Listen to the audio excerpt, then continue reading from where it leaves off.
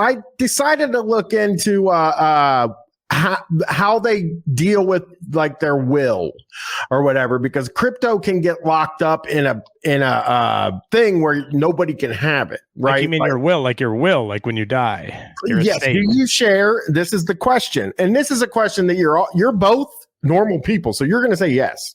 Okay. But they're all saying no. Do you share your secret key / seed phrases with your money? Now, these are the things that get you access to the Bitcoin. So if I died in a car wreck and nobody knew my secret key or my seed phrase, they wouldn't be able to get to the money. It would be impossible. So you just put that in your will. Some people do. Bitcoin. Well, what do you mean some people do? Of course you would have to. Otherwise, what's the alternative? Well, this person says, I haven't shared keys or seed phrases with a single person. I have left instructions for my wife to find if I die. It has all the info she needs. Now, where do you think he put the info? Well, I'm thinking that he put together some sort of a scavenger hunt type situation where she has to go clue to clue and go location to location until finally she finds it, would be my guess. Yeah.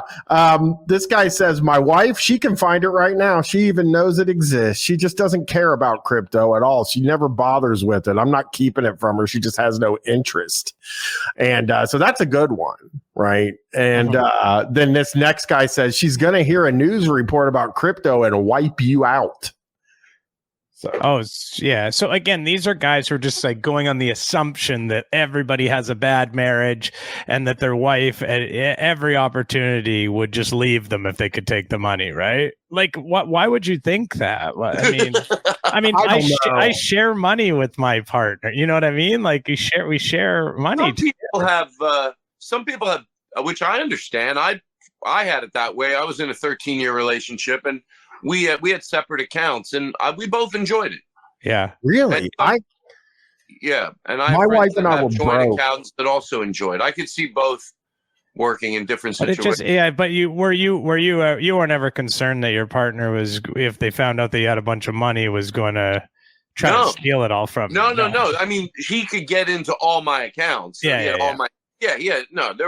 it was just, and then we had an account that we would put money in and for things we wanted to do, and that was like just this third account. Well, this guy says, if a divorce happens before your death, the plan is kaput. I'm sorry to break it to you harshly, but the likelihood of the former happening before the latter is pretty high. So our guy responds and goes, one, more marriages succeed than fail. That's not true. I don't even think that's true. Yeah. And it depends on what you say succeed and fail, too, because is it a success if they stay together till they die in a completely loveless situation, sleep in different beds, and cheat on each other? Yeah. He says, so it's more likely I'll die before getting divorced. 2, how does a divorce ruin my plans? My crypto doesn't automatically vanish. It still exists right where I left it. 3, we signed a prenuptial agreement. Why would my plan be kaput? And then he gets the standard, almost 50% of all marriages in the United States will end in divorce or separation. And unless your ex takes it, she knows your secret. You're smart to do it, but not fully protected. So they're just saying, please don't tell your wife about your crypto password so that she could can you imagine? Can you imagine, like, her just like, well, what happens if can I get it? And you're just like, no, it's not, it's private. I can't, like, that's like, yeah, like, that's like, if it's your wife.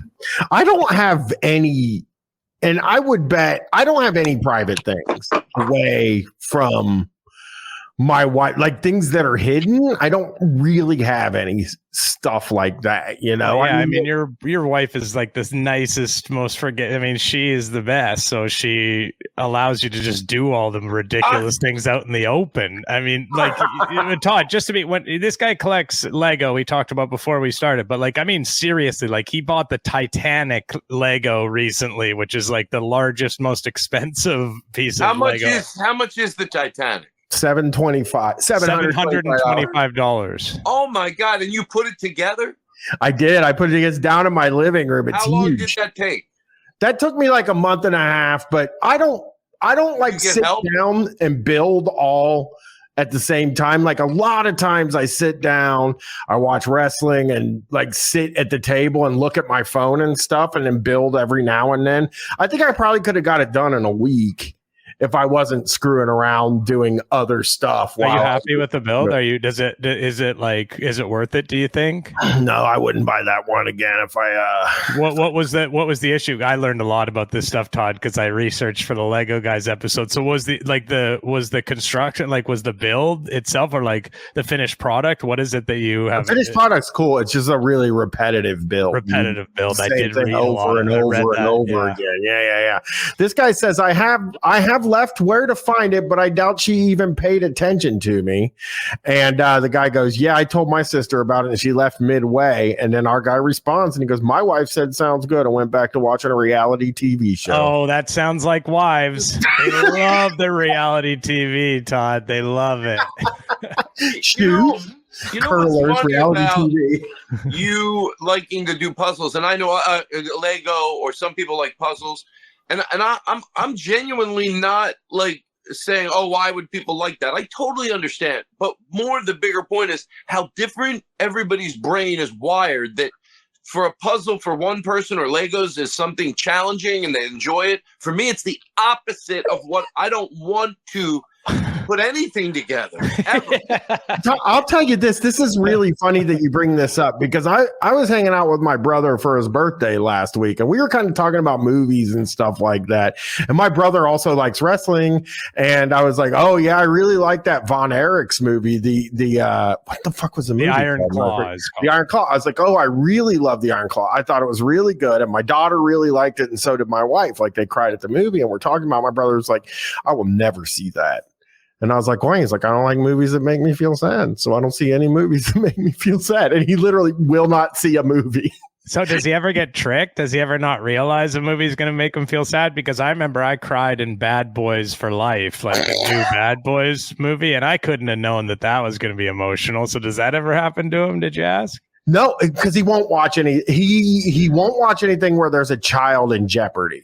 And he won't watch anything where, like, he likes action movies, but he doesn't like there to be an incident.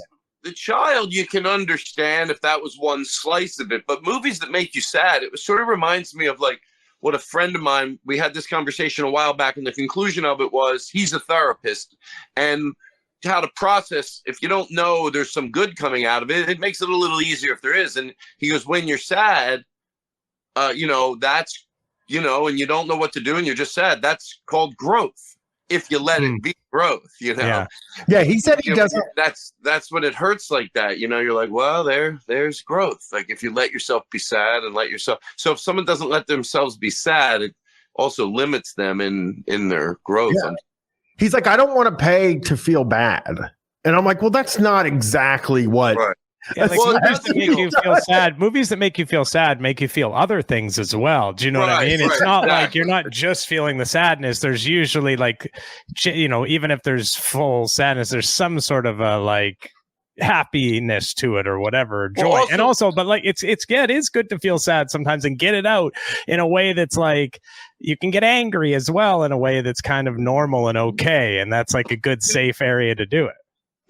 Also, if you go sad, it doesn't have to ruin the night. It can, in a way, if you let it be like, maybe it's an appreciation for life. Maybe you see a movie where somebody dies and man, that's that type of pain, especially if you think about it, about someone that you love not being here. I get it, but hold on. I forgot what I was going to say. Oh, it's okay. I do that all the time. Let's if you can go, all right, well, that's growth, and then you return to the world a little more appreciative. Like I've had that happen. Like you're sitting around, someone tells a story, and they go, oh, I'm sorry, I brought everybody down. I go, hey, you can only be as happy as you can be sad. Like that story. Yeah. Somber, but yet now we can. Reminds me of how happy I am to be alive, and to like, yeah.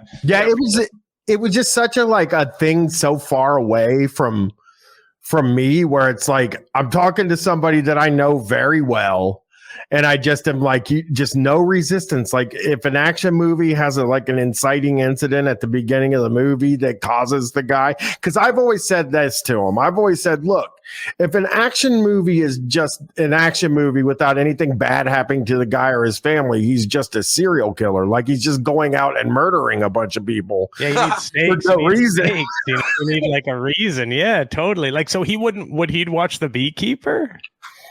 He did watch The Beekeeper, but he wouldn't watch one of the John Wick movies. The first John Wick movie, it took him a very long time to watch. I kept trying to be like, it's 2 seconds and it's what movie I can't, and it doesn't make any sense. It really doesn't, but it's just is what it is. I'm sure I have other movies I watch and they are, why doesn't the same thing that I'm about to say apply to all movies that are sad? I will watch a sad movie, but I can't watch. That doesn't happen as much anymore because, I'm not at hotels watching TV as much, but the Titanic used to come on a lot. And I saw Titanic in the theater and I could never watch even a little bit of it, even 20 minutes, because it just stressed me out knowing the horror that was ahead.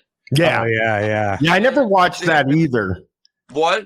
I never watched it either, but for very bad reasons, because I thought it was a girl's movie. I was like 19. Oh, okay. Speaking of growth, look at that growth. Now you're buying a Lego version of it, Yeah.